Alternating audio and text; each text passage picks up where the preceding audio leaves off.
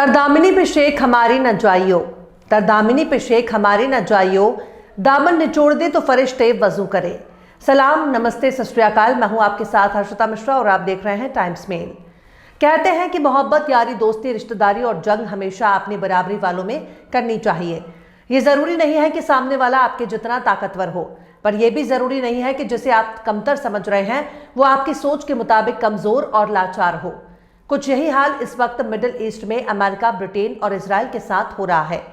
जिस यमन के अंसारुल्लाह यानी हुतीस को अमेरिका और ब्रिटेन कमजोर समझकर मुक्का मारने के लिए उछल रहे थे, लेकिन पता चला कि उसी यमन ने एक तमाचे में ही उनकी हिस्ट्री और जियोग्राफी को बिगाड़ दिया। इसे ही कहते हैं नहले पर दहला।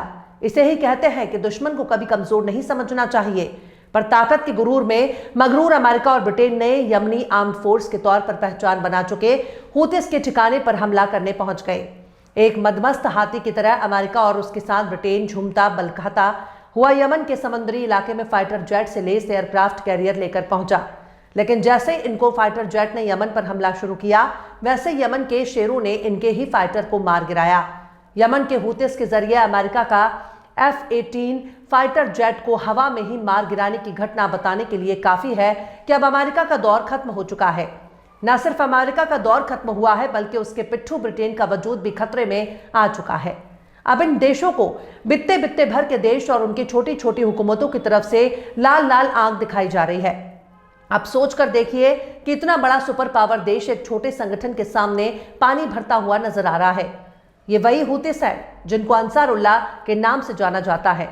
चूंकि इनके सबसे बड़े नेता का नाम हौती था, इसलिए उन्हीं के नाम पर अंसारुल्लाह की तहरीक को हुती आंदोलन कहा जाता है, जो कि यमन में शुरू हुआ। यमन वही सरजमी है जिसके लिए रसूल खुदा की पैशन गोई मौजूद है। यमन वही सरजमी है जिसका ताल्लुक पैगंबर के सहाबा हजरत अवैस करनी से है, जो जंगे सिफिन में इमाम अली अलैहिस्सलाम की तरफ से जंग लड़ते हुए इस्लाम के दुश्मनों के हाथों शहीद हो गए थे।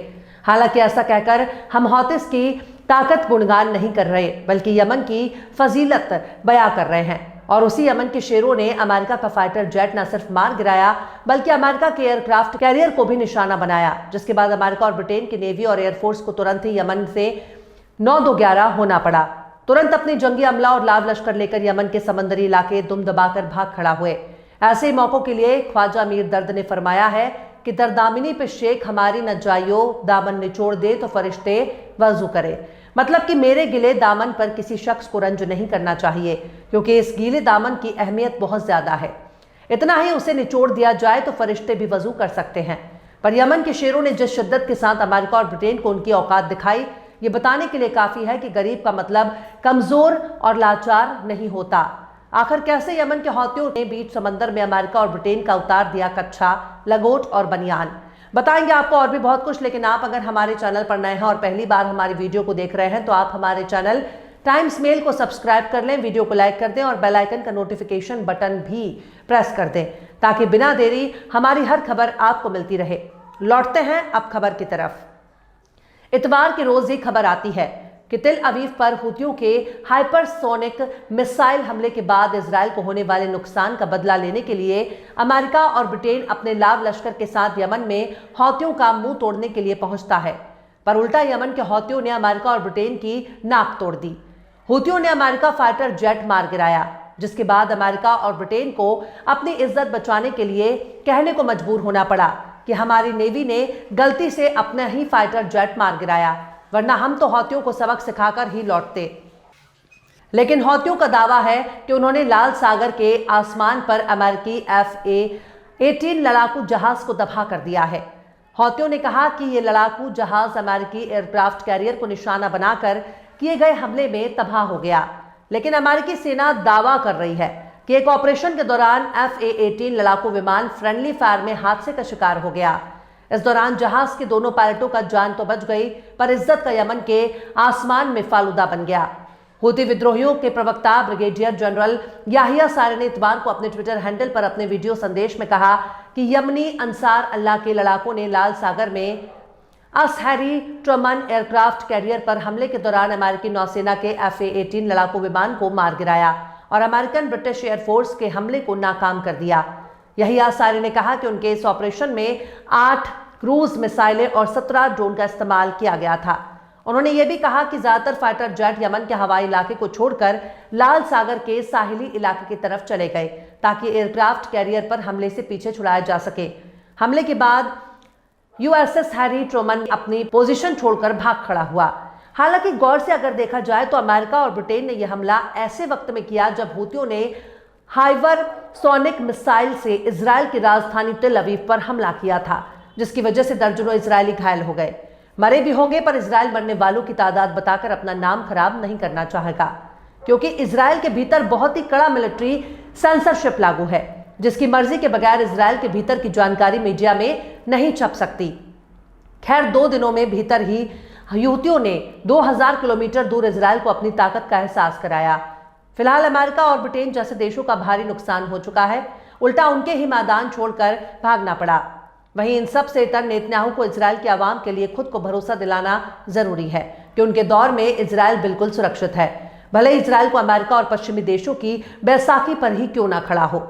इसलिए नेतन्याहू ने इतवार को एक बयान जारी कर कहा कि वो यमन में हौतियों के खिलाफ उसी ताकत से कार्रवाई करेंगे जैसा उन्होंने ईरान के बाकी संगठनों के खिलाफ किया था। हालांकि इजरायली रिपोर्टों में कहा गया है कि मोसाद जासूसी एजेंसी के चीफ और डिफेंस के कई सीनियरों का मानना है कि यमन में हूतियों पर हमला करने के बजाय सीधे ईरान पर ही हमला करना चाहिए। नेतन्याहू ने जोर देकर कहा कि हूतियों के खिलाफ कार्रवाई करने में इजराइल अकेला नहीं है। उन्होंने बीते साल हूतियों के ठिकानों पर अमेरिकी और ब्रिटिश सेनाओं के जरिए किए गए हमलों की ओर इशारा किया। खैर, इजराइल खुद टांग पर खड़ा नहीं हो सकता, उसे बार बार अमेरिका और ब्रिटेन के बैसाखियों की जरूरत पड़ेगी, क्योंकि वो खुद कुछ नहीं कर सकता। वो सिर्फ पश्चिमी देशों के बलबूते उछल सकता है। नेतन्याहू का कहना है कि अमेरिका और उनके जैसे देश भी हूतियों को न केवल शिपिंग के लिए खतरा मानते हैं, बल्कि दुनिया भर के कारोबार के लिए बड़ा खतरा मानते हैं। नेतन्याहू ने कहा कि जिस तरह हमने ईरान की एक्सेस ऑफ इविल के खिलाफ ताकत के साथ एक्शन लिया, ठीक उसी तरह से हूतियों के खिलाफ भी ताकत हिम्मत के साथ हमला करेंगे। खैर, नेतन्याहू अपना गाल बजाने में माहिर हैं और हूतियों ने गाल बजाने के बजाय ताकत दिखाकर अपनी हिम्मत का लोहा मनवा लिया, जिसे कमतर आंकना इजराइल के लिए भी खतरा बन सकता है। वरना नेतन्याहू का क्या है, उसका कुछ भी बिगाड़ने वाला नहीं है। ज्यादा खतरा होने पर वो चुपचाप अपना बोरिया बिस्तर समेट कर अमेरिका भाग जाएगा, क्योंकि अमेरिका ही उसका माई बाप है। बहरहाल, चलते चलते आखिर में ख्वाजा मीर दर्द ने भी क्या खूब फरमाया है, कासिद नहीं ये काम तीरा अपनी राह ले, कासिद नहीं ये काम तीरा अपनी राह ले, उसका पयाम दिल के सिवा कौन ला सके। फिलहाल इस खबर में बस इतना ही। इस खबर को आप हमारे साथी शम्स तबरेज की कलम से सुन रहे थे। आपको कैसा लगा कमेंट बॉक्स में जरूर बताइएगा। वीडियो पसंद आए तो लाइक करें। हमारे यूट्यूब के वीडियो लिंक को फेसबुक, ट्विटर, व्हाट्सएप पर अपने रिश्तेदार, यार, दोस्तों को भी शेयर करें। और बेबाक, निष्पक्ष, स्वतंत्र पत्रकारिता को सपोर्ट करने के लिए आप हमारे चैनल टाइम्स मेल को जरूर से सब्सक्राइब करें। और हाँ, बेल आइकन की घंटी वाली बटन भी आप जरूर से दबा दें, ताकि आपको हमारे आने वाले नए वीडियो की नोटिफिकेशन फौरन ही मिल जाए। फिर मिलता है किसी और वीडियो में एक नई खबर के साथ। हर्षिता मिश्रा को दीजिए इजाजत। जय हिंद। अगर अभी तक आपने हमारे चैनल टाइम्स मेल को सब्सक्राइब नहीं किया है तो जल्दी से सब्सक्राइब कर दें और बेल आइकन भी प्रेस कर दें।